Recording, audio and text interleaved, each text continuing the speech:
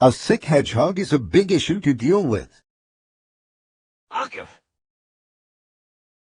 Looking up from his book, Tom's eyes went up to where Sonic was currently laying in his bedroom. The young hedgehog had kicked the covers off his body in order to cool himself off and blow his nose into a tissue before throwing it into the trash bin, almost completely full of crumbled up tissues.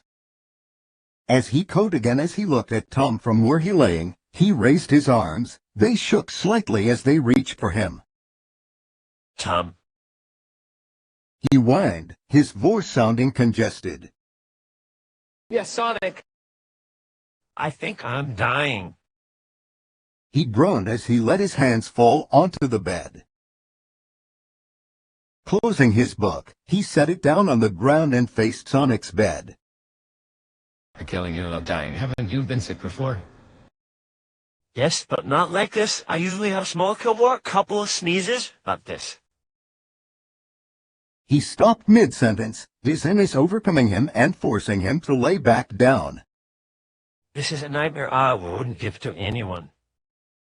Yeah, but it's known as the flu. Seasonal, so it's why you have a fever, stuffy nose, nausea, and can't get comfortable because your body feels hot then cold in the hot. Sonic covered his ears. Okay. I'm trying not to think about that, but you're gonna put that all in my mind again. Tom winced as he got up and grabbed the cold medicine from the nightstand. Sorry, but it comes as a price for people running the rain after certain people warned him he would get sick if he did that too much. He finished the sentence by looking straight at him with a face that read, "I told you so." Well, I didn't know that it was going to be this bad. Crossing his arms, he turned away pouting. Well, I hope you learn a good lesson from this. You need to get some of this. It'll help get the sickness out of your body. He pours the cough medicine into a cup and holds it out to Sonic. Looking at it, he hesitantly takes the cup and brings it to his mouth, only to cringe away, making a noise of disgust. Oh man, this smells horrible. Do I have to take it? He looks up at Tom, making a puppy-eyed look. Okay, first leave that puppy dog face for me. Sonic drops the face. Second, it'll help soothe your throat. In all honesty, you shouldn't talk out for a bit from how your voice sounds. What's wrong with mine? He stopped, realizing he'd just proved Tom's point. Sighing, he looked down at the medicine before closing his eyes and swallowed it in one gulp, letting out a loud. What? He passed the cup back to him and flopped his head back on the pillow. I know it's gross, but you'll thank me for it later when you're all better. Oh, I really hate this. His voice croaked. I know. Probably best if you just rest your voice and then mean no talking. Okay, I can do that. I practice being quiet all the time, so it won't be. Sonic. Yes! I'm being serious. Rest your voice. Okay, I will stop talking now. Good, I'll be right back, okay? Yeah? I'll just be up here, thinking to myself and... Sonic. Flinching at his tone, Sonic stopped and just simply nodded before laying down and grabbing one of his comic books on his nightstand. Tom closed the attic door and walked down the stairs, letting out a sigh in relief. This kid's going to make it over before I even know what it'll feel like. He exasperated while walking towards the kitchen. Picking up his cell phone, he dialed Maddie's number. Hey babe, how's everything? Oh, hon, by any chance, do you know when you'll be done with errands? Is our kid driving you crazy again? Not as much as you think, but yeah. He rubbed his eyes tiredly as he leaned against the counter. I still can't believe he's never been sick for as long as he's been here. Well, hedgehogs here are substantial to get to bother me, and we know he doesn't have that. Oh gosh, he definitely doesn't have that. Certainly has it. He's been at his wits' end all morning. Kid's telling me that he thinks he's dying. I know. He actually thought I tried to poison him with the meatloaf I made for dinner last night. He didn't say anything about the mashed potatoes you made. It could have been that. Well, you know, the meatloaf was pretty dry and hard to chew. Wait, what? And I'll think, okay, I'll see you when you get home. I love you, bang. Tom. He quickly hung up before she could answer back. Oh boy, I'm gonna pay for that. After reading most of his books, his attention span was starting to dwindle as he looked around his room and figured out what did he want to do next. I guess I could draw something, but I'm still feeling dizzy. Looking up his skylight window, his eyes traced the outline of the panel before staring up at the cloudy sky, hearing the rain fall silently outside. Mother Nature must love taunting me with her weather. He let out a cough as he continued to look around. Next to his red shoes, he saw a little pile of dirty socks in the corner of the room. As his eyes panned across the room, a lot of pieces of clothing and assorted items littered the floor, his trash bin almost filled to the brim with dirty tissues. Geez, I really need to tidy up in here. Now I see what Manny means when she said my room is starting to look like a big pen. Blowing out a raspberry, he looked up at the circle window again, this time closing his eyes and listened to the heavy rain outside. Due to his nose still being all congested, he remembered the yoga lessons that him and Maddie did and started to breathe in and out slowly through his mouth. His mind wandered around the sound of the rain falling as it morphed into an eerily similar sound. It sounds like ocean waves. He started to see the tiny grains of sand at his feet that scattered across the beach, covering it for miles. The seashells that were hidden among the sand, buried deep to all but a keen eye. The rising of the tides as they pushed forward and pulled back into the sea. The smell of the salty sea breeze that surrounded the island. The vast, cold waterfalls that seemed so big compared to his then small size.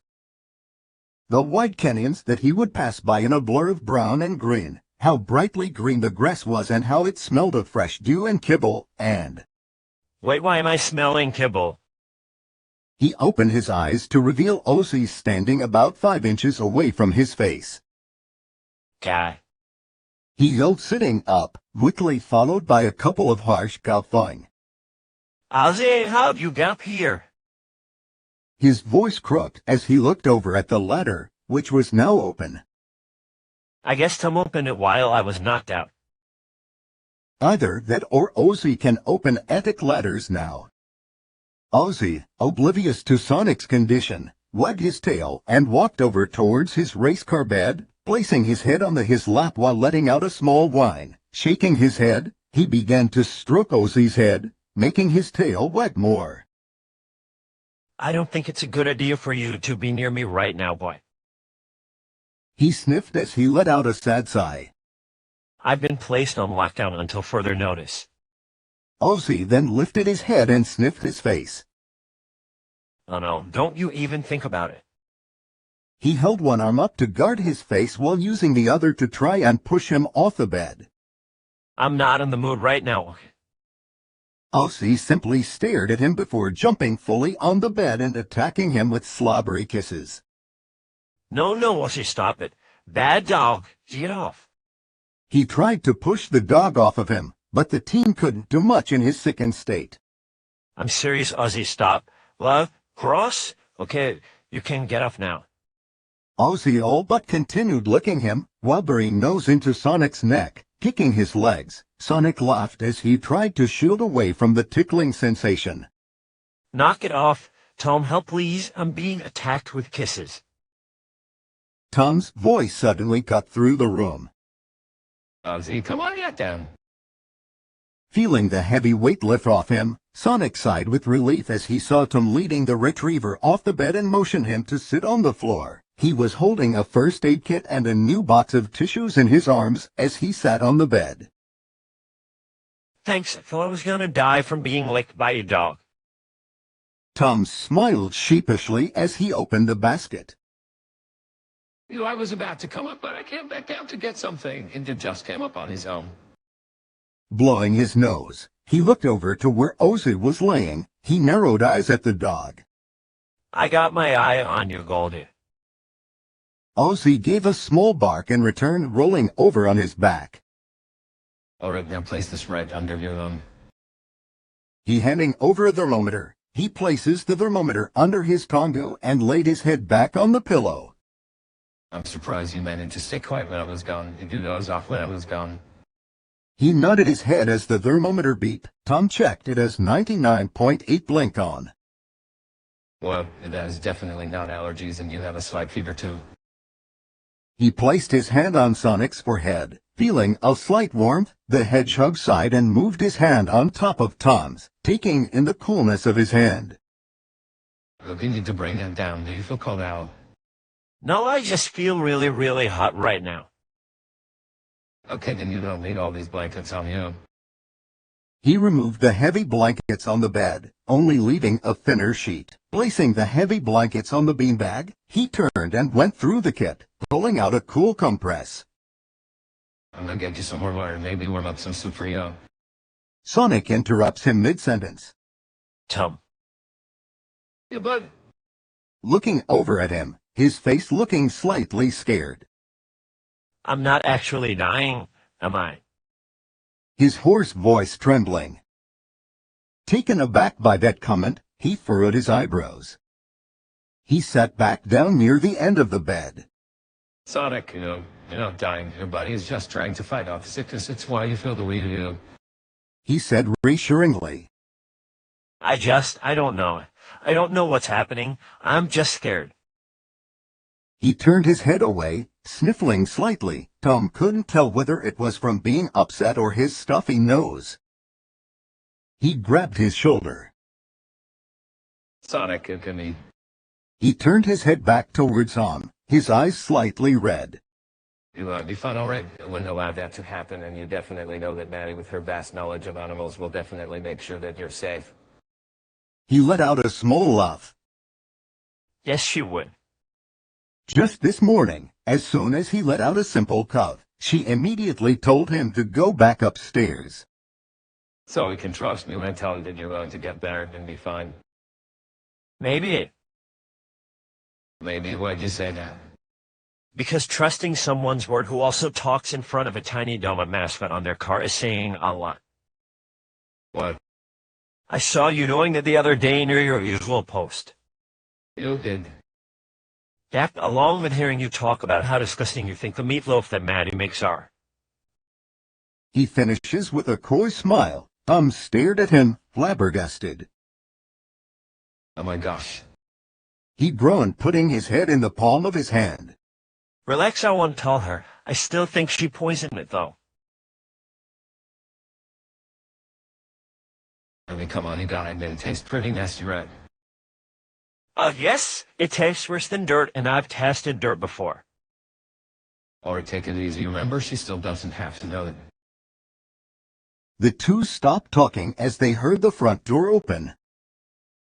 Maddie's voice rang out through the house, her keys hitting the side table. Hello. Speak of which, we're upstairs, Mads. Hi, Maddock. He clutched his sore throat, regretting trying to yell. O.C. sat up and bolted down the stairs to meet her. Tom grunted as he got up, placing the cold press on top of Sonic's head. I'll bring up some orange juice and soup for you, bet. Okay. He twiddled his thumbs and moved his feet back and forth as he watched Tom walk towards the ladder. Hey, Tom. He turns around. Yeah. Thank you for helping me, just not with this, but with everything else in general. Smiling at the human as he finished. It's my pleasure, Mr. Blue Devil. He winked at him and headed back downstairs. Chuckling softly, he looked up at the skylight. The sky was now partially cloudy, but still showed the red-orange painted sky through the clouds as the afternoon dragged on. I don't know how this could get any better. Hey, Tom. Maddie's voice brought him back to reality. Yo, what's up, Mads? What was that you were saying earlier about the way I make my meatloaf, about it being too dry?